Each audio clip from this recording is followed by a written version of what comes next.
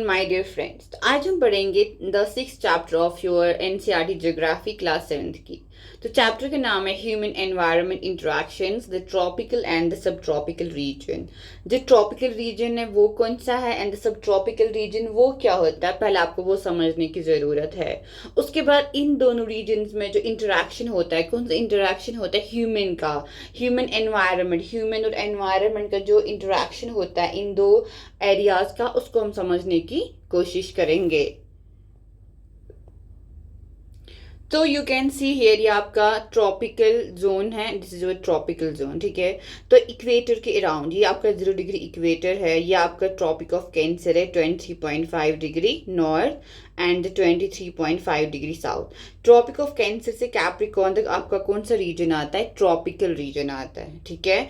23.5 degree north to 23.5 degree south, ये आपका सारा कौन सा रीजन है, it's all your tropical region. क्या है आपका ये tropical region. Is that okay? इतना आपको समझ आया? देन यानी कि जो area around the equator till the tropic of Cancer and the tropic of Capricorn, उसे हम बताते हैं tropical region. Then comes the sub tropical region. कौन सा आता है फिर? सब ट्रॉपिकल रीजन, या जिसको हम टेम्परेट जोन भी बताते हैं, सब ट्रॉपिकल और द टेम्परेट जोन। एंड ये कहाँ तक आपका है, 66.5 degree south Antarctic circle to the 66.5 degree north Arctic circle.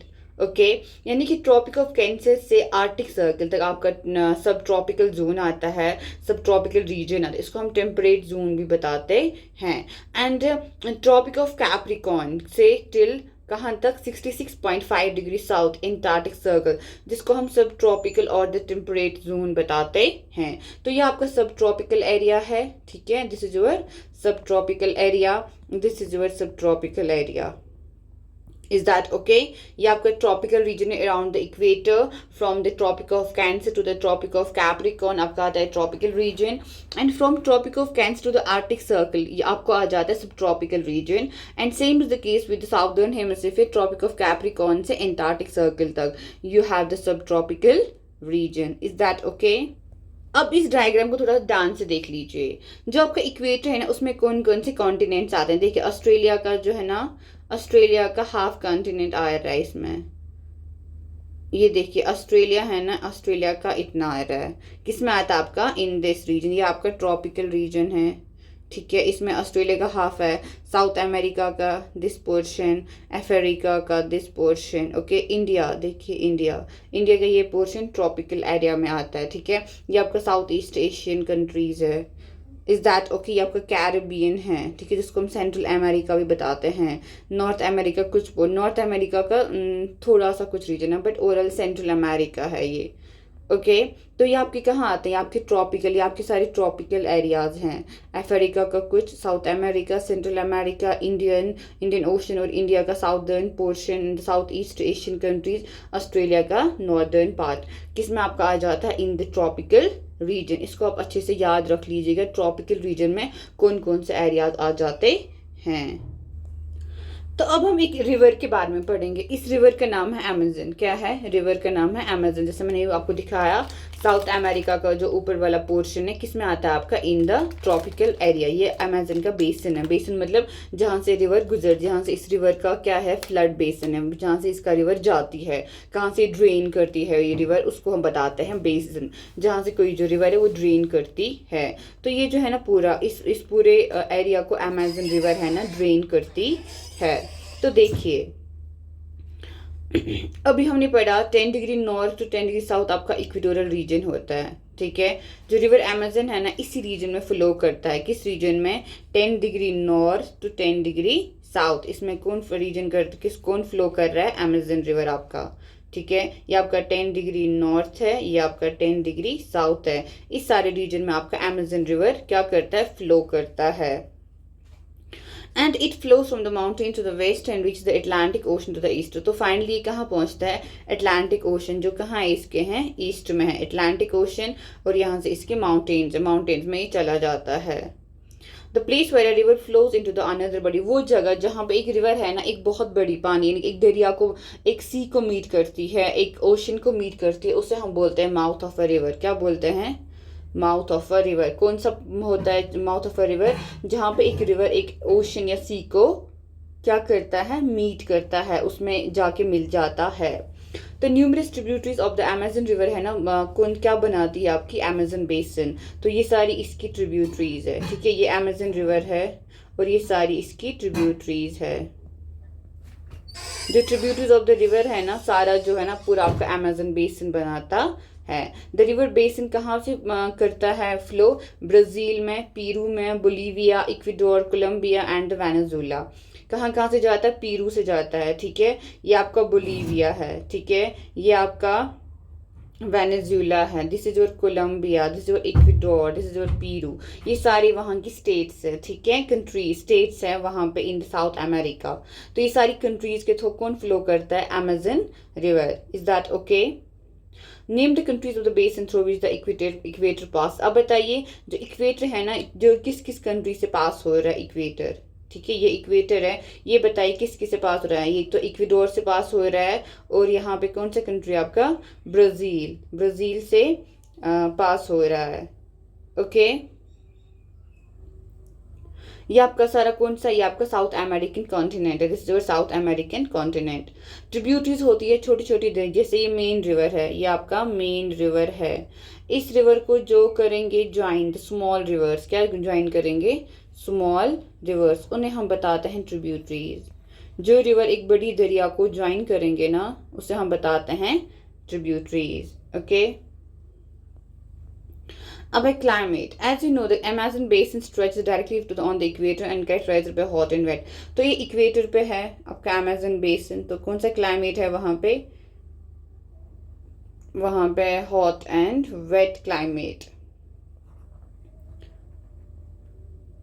तो वहां पे आपका है हॉट एंड वेट क्लाइमेट पूरा साल। पूरा साल आपका कैसा रहता है? Hot and wet climate in the throughout the year, throughout the year. Is that okay? Both day and nights almost equally hot and humid. रात को भी उतनी गर्मी होती है जितनी दिन में होती है। जो आपका स्किन है ना, वहाँ पे स्टिकी फील होता है, आपको लगता है हमेशा आपकी स्किन पे पानी छिड़का गया हो। और हर दिन बारिश होती है, क्या होती है वहाँ पे? हर दिन बारिश होती है इक्वेटोरियल रीजन्स में, और विदाउट एनी वार्निंग पूरा दिन हमेशा हर दिन बारिश होती है। और जो दिन में है ना, टेम्परेचर बहुत हाई होता है और उसमें हाई ह्यूमिडिटी भी होती है। क्या होती है? डे में आपके होता है हाई टेम्परेचर, ठीक है, एंड होता है high humidity. Is that okay? High humidity and high temperature. And रात में टेम्परेचर गिर जाता है but the humidity remains high. Humidity रात को हाई रहती है लेकिन जो टेम्परेचर है वो बहुत कम होता है। और वहाँ पे क्या आपको है? रेन फॉरेस्ट्स मिलते हैं। जितना बारिश होता है, as it rains heavily in this region thick forests grow. तो वहाँ पे घने घने जंगल है ना, ग्रो करते हैं। Forests are in fact so thick that the dense roof created by leaves and branches does not allow the sunlight to reach the ground. तो जितना बारिश वहाँ पे होता है ना, as it rains heavily, ठीक है, बारिश जितना ज़्यादा होता है तो उसकी वजह से क्या होता है? थिक फॉरेस्ट्स ग्रो, वहाँ पे घने जंगल ग्रो करता है क्योंकि बारिश बहुत है। एंड फॉरेस्ट्स है ना इतने थिक है कि वहाँ पे एक डेंस रूफ बनता है। क्या बनती है? एक डेंस रूफ बनती है। किन की? इन द प्लांट्स की, लीव्स की। किसकी बनती है? लीव्स एंड ब्रांचेस की डेंस रूफ बनती है, जो सनलाइट को एलो नहीं करती है ग्राउंड तक पहुंचने तक। यानी कि जो ग्राउंड है ना, जब सारे यहाँ पे एक रूफ बनती है लीव्स की, ब्रांचेस की, तो जो वहाँ का जो सॉइल है, ठीक है, ग्राउंड है, वहाँ पे सनलाइट आपका नहीं पहुँचता है। तो जो ग्राउंड है ना हमेशा डार्क एंड डैम्प रहता है। सिर्फ शेड टॉलरेंट वहाँ पे वेजिटेशन ग्रो करेगी। वहाँ पे orchids, bromeliads grow as plant parasites. ये वहाँ पे प्लांट पैरासाइट ग्रो करते हैं।